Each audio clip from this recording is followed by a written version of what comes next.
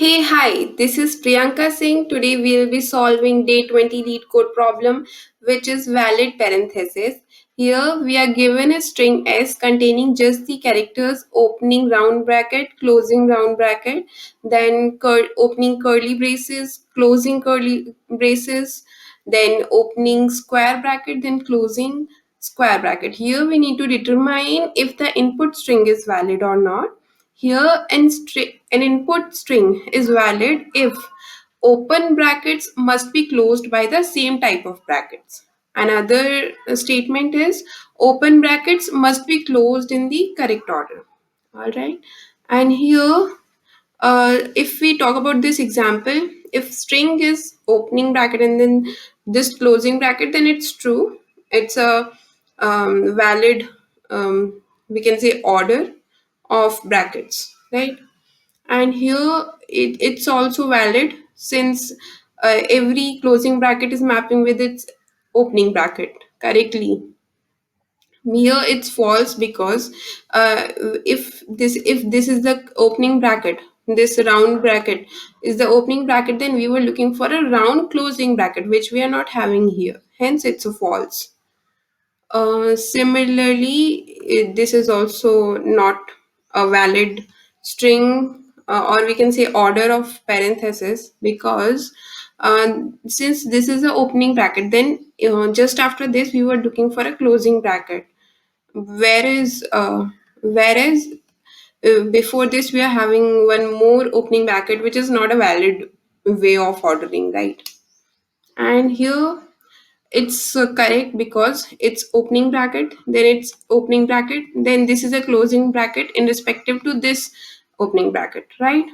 And again this is a closing bracket which is in respect to this first opening bracket. All right. So now here we are let's the best data structure that will be helpful for this is stack, and let me show you how we are going to use that. Let's solve this one first. So this is a stack. I'll first insert first character of the string, which is opening parenthesis, and then next, which is opening square bracket. So here the idea is whichever is opening bracket I'll be getting, I'll be just pushing that into the stack. And if I get a closing bracket, I'll check, am I having its respective opening bracket in my stack at the topmost position. If it is so, then I'm going to delete it. Otherwise, there itself I can decide that this order given is not a valid order. Okay, so here now I'll go with the third character, which is closing. I'll check if I'm having its respective opening bracket in my stack or not. Yeah, I am having, so I can delete it. All right, now next come closing this curly braces.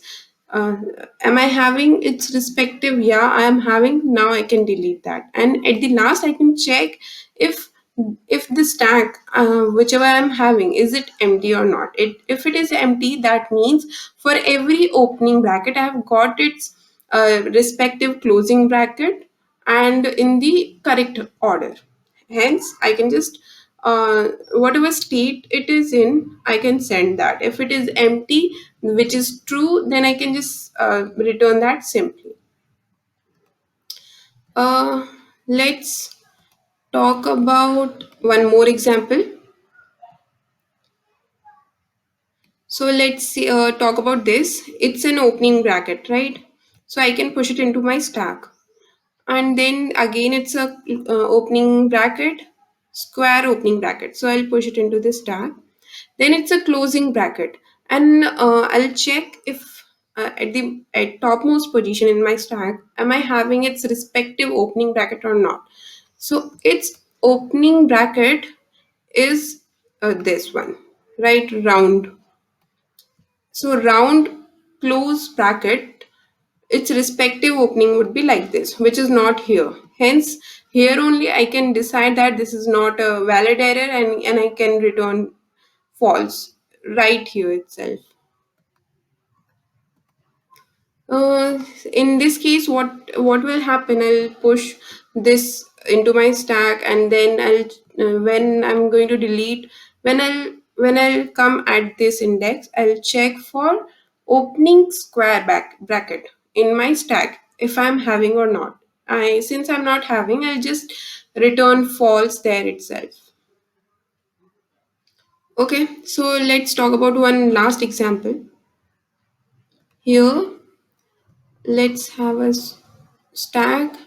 First, I'm having opening round bracket, right? Now I'm having this one. Second one is this one, which is closing round bracket, and I'm having its respective opening bracket. Hence, I can delete it from here. Now, again, a opening bracket, and it's all right. Now it comes its closing bracket, so we are having its opening bracket, hence we can map it legibly, and I can just delete it from here.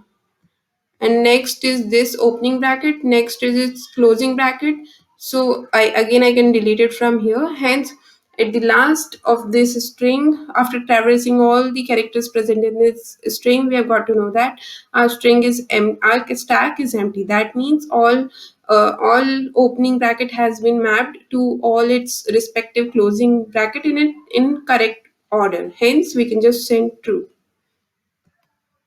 All right. So let me show you how we can do that in terms of code. Stack character new. Let's initialize this, and then I'll go through each and every character present in this to char array. I'll change this string into characters. Okay. And now I will check if this is a closing bracket.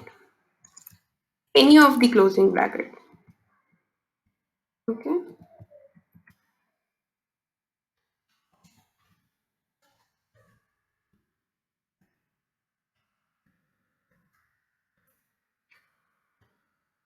Okay, so in this case, I'm going to push that into the stack.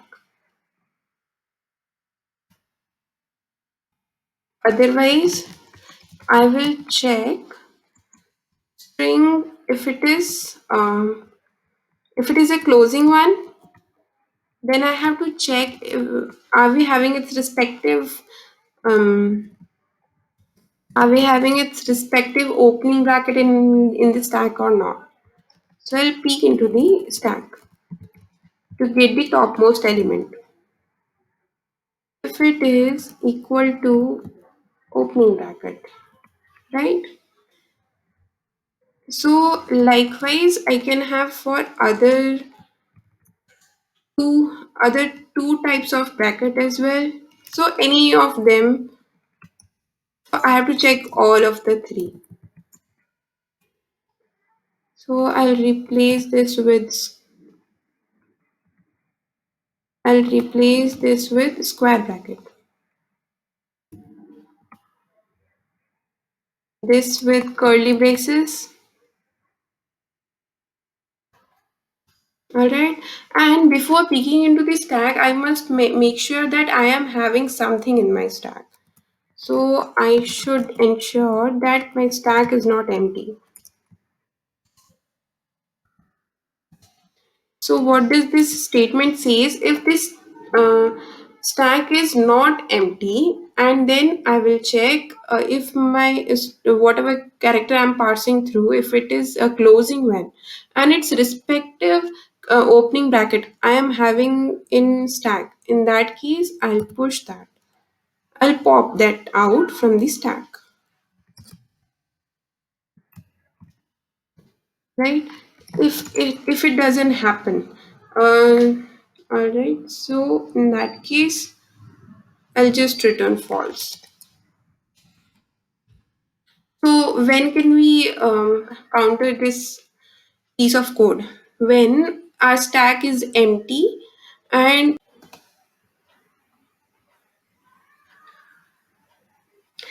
if this is just a closing bracket. All right. So let's talk about this case.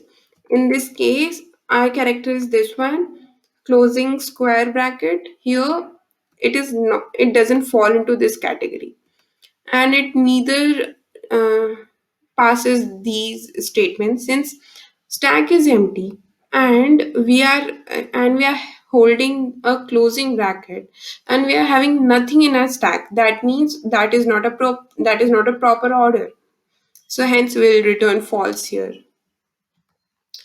And then at the last, after passing through all the characters presented as string, our stack must be empty to make sure that this provided string is in a perfect order, the way it should be. So what I'll check here, if stack is empty. Alright, if stack is empty, that means true. Then I'll just return true because that is what I wanted. I wanted stack to be empty at the last.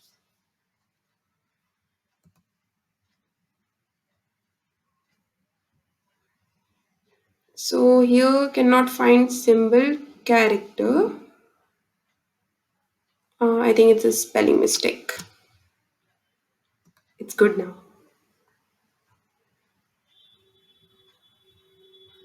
Let's check for some of more use cases. Just to make sure it works fine, let's check if this gives us correct answer or not. This third use case. Let's check for this use case as well. So here you can check for multiple use cases at the same time. And this is the way how you're going to do it. So this is throwing runtime error for stack peak. If it is opening, stack is empty. So it's line number 8. Okay, so this is the line number 8.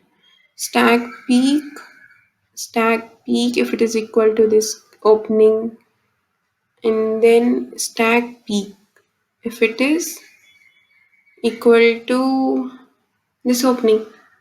Then what's wrong here? I have ensured.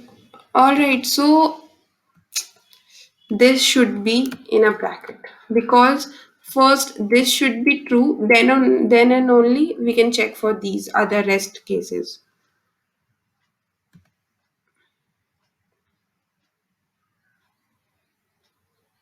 Alright, so true, true, false, false, true, true. This seems good to me. Let's submit it. Alright, accepted. So let me know if you guys have any better solution to it, and do like, share and subscribe my channel. Happy coding.